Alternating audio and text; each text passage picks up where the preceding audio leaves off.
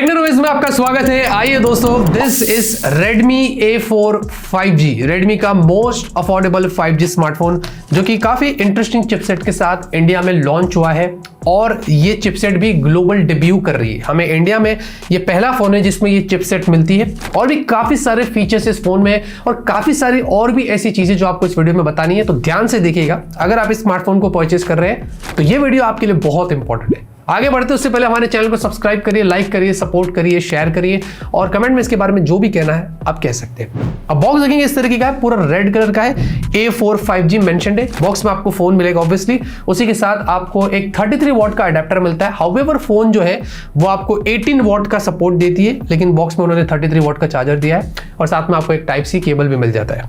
अब यहाँ पर डिजाइन और बिल्ड की बात करें तो सबसे पहले पीछे देखेंगे, ये आपको ग्लास बैक मिलता है विच इज इंप्रेसिव कि इस प्राइस रेंज में आपको उन्होंने ग्लास बैक दिया है। और यहाँ पर आपको दो अलग अलग कलर्स मिलेंगे, एक ब्लैक है और हमारे पास जो आया है ये पर्पल है। फ्रेम्स आपको पॉलीकार्बोनेट मिलते हैं, ऊपर आपको 3.5 mm जैक भी देखने को मिलता है। लेफ्ट में आपको सिम ट्रे है, यहाँ पर फुल साइज स्लॉट मिलता है जो कि अच्छी बात है। इसमें आपको सिर्फ एक ही माइक मिलता है, डुअल नहीं है, टाइप सी पोर्ट है और स्पीकर भी एक ही। आई विश यहाँ पर डुअल होता तो ज्यादा अच्छा होता। और साइड में पावर बटन है, इसी में आपको फिंगरप्रिंट स्कैनर भी मिलता है which is fast and responsive.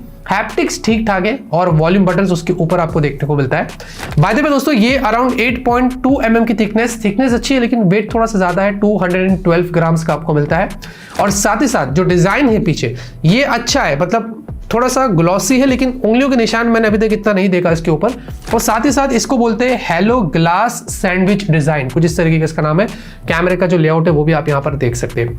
तो ओवरऑल दोस्तों प्राइस के हिसाब से मैं एक चीज जरूर कहूंगा कि जो ग्लास बैक है ये मुझे यहाँ पर काफी सही लगा है। डिस्प्ले की बात करते हैं, 6.88 इंच की आपको HD प्लस की एक IPS डिस्प्ले मिलती है। अब ये सेगमेंट की one of the largest display है।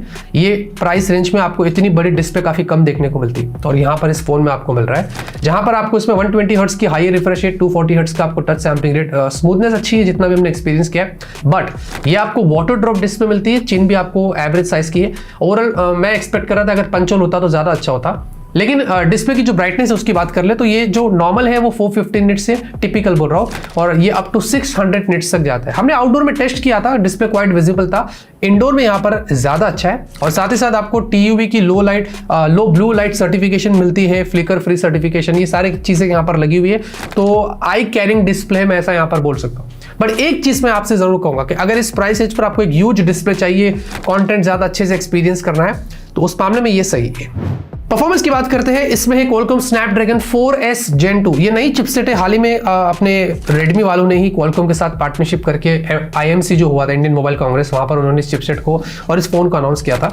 अब ये जो चिपसेट है इसमें आपको Cortex A78 वाले जो प्राइम कोर्स है वो देखने को मिलते हैं और ये 4 nm पर है जो कि काफी अच्छी बात है। और साथ ही साथ इसके जो एंड्रॉइड स्कोर्स है वो इंप्रेसिव थे, अराउंड 3,80,000 के आसपास, जो कि मेरे हिसाब से अगर 8 और 9,000 की फोन की बात करें तो ये स्कोर्स अच्छे हैं। साथ ही साथ जो CPU थ्रॉटलिंग था ये भी गुड इनफ था, अराउंड 80% के आसपास जो वो स्कोर थे। और बाकी इसमें आपको LPDDR4X UFS 2.2 मिलता है। अच्छा, जनरली जितना भी हमने एक्सपीरियंस किया ये फोन हैंग लैग नहीं कर रहा है। ये मेरा भी फर्स्ट इंप्रेशन है, अभी मैं इसका रिव्यू नहीं किया, रिव्यू करेंगे तो डिटेल में टेस्ट करके आपको बताएंगे गोइंग फॉरवर्ड ये फोन कैसे परफॉर्म कर रहा है। लेकिन अगर आपको गेम्स वगैरह करना है तो आप BGMI medium to hyper set करके खेल सकते हैं, कोई प्रॉब्लम नहीं। और नॉर्मल कैजुअल गेम्स भी अगर आप खेलते हैं तो उसमें कोई इशू नहीं है। अच्छी बात ये भी कि ये फोन लॉन्ग टर्म तक ज्यादा हीट नहीं होता है, इस पर थोड़ा स्ट्रेस भी डाल दो तो ये हीट नहीं होता है, तो कहीं ना कहीं हीट को भी उन्होंने कंट्रोल किया है। और इस प्राइस रेंज पर वैसे भी ज्यादा लोग स्ट्रेस डालते नहीं। तो हाँ, इतना मैं कहूंगा कि प्राइस के हिसाब से जो चिपसेट यहां पर दी गई उसका आपको एक्सपीरियंस बहुत अच्छा होने वाला है। सॉफ्टवेयर की बात करेंगे, एंड्रॉइड 14 के साथ आता है और इसमें आपको 2 साल के ईयरली ओएस अपडेट्स और 4 साल के सिक्योरिटी पैचेस मिलते हैं। जनरली 10,000 के नीचे अगर कोई फोन आते हैं तो उनमें हमें सिर्फ 1 साल का अपडेट मिलता है, बट यहाँ पर ब्रांड ने 2 साल की बात करी है। तो एंड्रॉइड 16 तक आपको होपफुली अपडेट्स मिलेंगे और साथ ही साथ यहाँ पर आपको हाइपर ओएस मिलता है। ये फुल वर्जन है, कोई गो वर्जन नहीं है। और यहाँ पर आपको अगर एप्स की बात करूँ तो कुछ प्री इंस्टॉल्ड एप्स दिए गए हैं, गेट एप्स भी आपको यहाँ पर मिलता है और साथ ही साथ ग्लैंस भी मिलता है लॉक स्क्रीन पर। ये सारी चीजें वैसे आप डिसेबल कर सकते हैं। और ओवरऑल हाइपर ओएस के हिसाब से जो सारे फंक्शन फीचर्स अगर आपको एक्सपीरियंस करना है वो आप कर सकते हैं। अगर आप क्यूरियस है तो आपको बता दूं, इसमें आपको स्टॉक डायलर मिलता है, अगर आपको कॉल रिकॉर्डिंग वगैरह करना है तो वो भी आप यहाँ पर कर सकते हैं। कैमरे की बात करेंगे, 50 मेगापिक्सल प्राइमरी सेंसर है, इसमें आपको मैक्स फुल एचडी 30 एफपीएस पे शूट करने मिलेगा। f1.8 का एपर्चर दिया है आपको, टाइम लैप्स, पोर्ट्रेट और मैक्स 10x जूम ऐसे थोड़े फीचर्स यहां पर कैमरे में मिलते हैं। और सेल्फी की बात करें तो 5 मेगापिक्सल की है और आपको फुल एचडी वीडियो मिलता है 30 एफपीएस के ऊपर। आप पिक्चर क्वालिटी देखेंगे ओवरऑल यहाँ पर डिसेंट इनफ है। आपको पोर्ट्रेट मिलता है, रियर पे अगर आपको निकालना है आप वो निकाल सकते हैं। कलर्स, डायनामिक रेंज वगैरह उस मामले में सही था और नॉर्मल फोटोज भी अगर आप देखते हैं तो अच्छा है। इनफैक्ट डायनामिक रेंज अच्छा लगा मुझे। और प्लस सेल्फी की बात करेंगे तो सेल्फी तो अच्छी आती है, शार्पनिंग अच्छी है, बट थोड़ा सा एज डिटेक्शन जो है वो थोड़ा और बेटर हो सकता है। कुछ फोटोज में हमने ये नोटिस किया था। और वीडियो क्वालिटी पे अगर आप देखेंगे तो वीडियो क्वालिटी भी अच्छी है, नॉट बैड। बाकी टाइम लैप्स के भी आपको कुछ सैंपल्स दिखा रहा हूँ, साथ ही साथ मैं आपको 10x जूम वाले भी फोटोज दिखा रहा हूँ। ये बेसिकली अगर आपको थोड़ा सा एक्सपीरियंस करना है इस प्राइस रेंज पे तो वो आप कर सकते हो। ओवरऑल मैंने गूगल ड्राइव पर डिस्क्रिप्शन में अब सारे फोटोज वीडियोस डाला हूँ, आप अपने हिसाब से वहां पर जाके चेकआउट कर सकते हैं।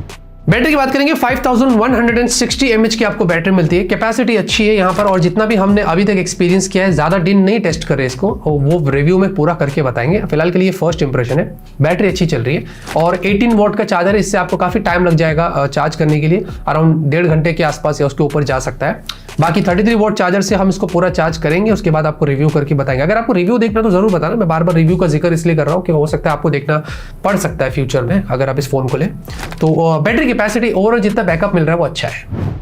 नेटवर्क कनेक्टिविटी की बात करें तो आपको यहाँ पर कुछ इंपॉर्टेंट चीज बतानी है। इस फोन में आपको 5G मिलता है ऑब्वियसली, और 5G के दो मेन बैंड्स, जैसे कि स्टैंड अलोन होता है, एक नॉन स्टैंड अलोन होता है। इस फोन में सिर्फ स्टैंड अलोन का यहाँ पर सपोर्ट है। इसका मतलब ये कि अगर आप जियो का सिम कार्ड डालते हैं तो 5G नेटवर्क आएगा, आप देख सकते हैं और 5G का पूरा फायदा उठा सकते हैं। जब आप एयरटेल का सिम कार्ड डालेंगे तो वो चलेगा लेकिन वो 4G पर रहेगा, 5G पर नहीं आएगा, ये क्योंकि इसमें नॉन स्टैंड अलोन नहीं है। अब बात यहां पर ये दोस्तों कि जब एयरटेल यहां पर जो है अपने स्टैंड अलोन ऑफरिंग्स अवेलेबल करेगा तो इस डिवाइस के अंदर 5G चलेगा, ये ब्रांड ने हमें यहां पर बताया। तो आगे चल के अगर आप एयरटेल का सिम कार्ड डालकर इस्तेमाल करना चाहते हैं और 5G यूज करना चाहते हैं उसके लिए आपको थोड़ा वेट करना पड़ेगा। फिलहाल के लिए एयरटेल 4G और जियो 5G का फायदा उठा सकेंगे। बाय द वे इसमें आपको वाईफाई 5 मिलता है, ब्लूटूथ वर्जन 5 है और वाईफाई में भी डुअल बैंड है। और एक चीज मैं जरूर कहूंगा, बहुत सारे फोन्स में जब अपने स्टूडियो में शूट करता हूं वाईफाई का रेंज कम रहता है, इसका रेंज यहाँ पर काफी अच्छा दिखा रहा है। और साथ ही साथ आपको सारे सेंसर्स, जितने भी जो इंपॉर्टेंट सेंसर्स हैं उनका सपोर्ट मिल जाता है। ज्यादा रहते दोस्तों बात करते हैं प्राइस की और अपने ओपिनियन की, तो दो वेरिएंट्स में आपको मिलता है 464 और 4128। पहले मैं आपको ओरिजिनल प्राइस बताऊं तो जो 464 है वो आपको 9000 का मिलता है और जो 4128 ये आपको 10,000 का मिलेगा। लेकिन सारे ऑफर्स लगाकर आपको जो बेस वेरिएंट है वो 8,500 का हो जाता है और जो 4128 है वो 9,500 का हो जाता है। मुझे अच्छा लगा, प्राइसिंग सही है और यही मैं एक्सपेक्ट कर रहा था कि फोन 8-9,000 के बीच में हो तो बेटर है। और मेरी रिकमेंडेशन वैसे ये भी रहेगी, हाउएवर 464 भी आप ले सकते हैं, कोई इशू नहीं, लेकिन मेमोरी कार्ड लगाकर आप 1 TB तक स्टोरेज एक्सपांड कर सकते हैं। तो अगर आपको थोड़े पैसे बचाने तो वो आप कर सकते हैं, लेकिन मेरा मानना ये कि 128 वाला पहले ही ले लेंगे, वो ज्यादा वैल्यू देगा, उसमें और ज्यादा स्टोरेज आपको मिलती है तो वो बेटर रहेगा। तो मेरा वो रिकमेंडेशन है। ओवरऑल दोस्तों परफॉर्मेंस यहाँ पर अच्छी लगी हमें, स्मूथनेस अच्छी, अभी जितना भी हमने एक्सपीरियंस किया है, और डिस्प्ले का काफी साइज बड़ा है, हाँ वाटर ड्रॉप वगैरह तो मैंने आपको ऑलरेडी बता दिया, और बैटरी बैकअप भी यहाँ पर काफी अच्छी आपको देखने को मिल रही है। तो जो भी चीज था इस फोन के बारे में सब कुछ क्लियर कर दिया। जिसको ये डिपेंड करता है किसको लेना है किसको ना लेना है, ये आपकी चॉइस है। हमारा जो काम था हमने यहाँ पर आपको बताया। अगर आपको रिव्यू देखना है तो वो भी मुझे कमेंट में जरूर बताना। बाकी लाइक करिए, सपोर्ट करिए, सब्सक्राइब करिए। तब तक के लिए ऑलवेज कीप स्माइलिंग।